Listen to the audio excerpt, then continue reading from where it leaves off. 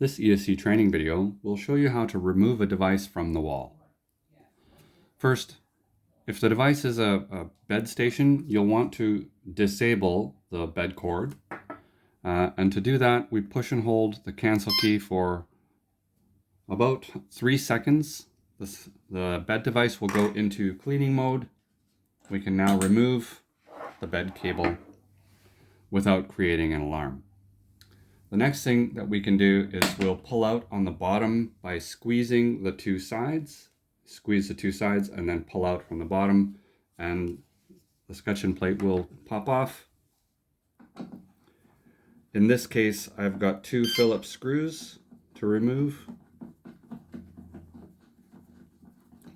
These seem exceptionally long.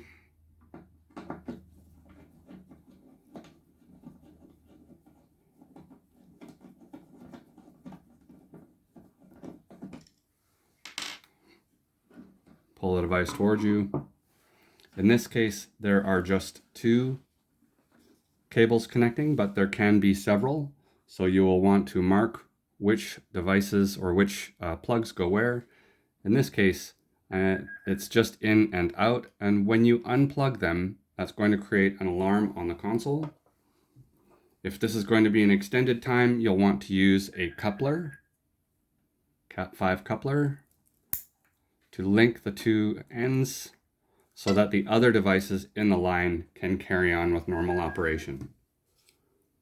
The device itself has a rotary address switch. You'll want to match the new device so that the new device matches the old.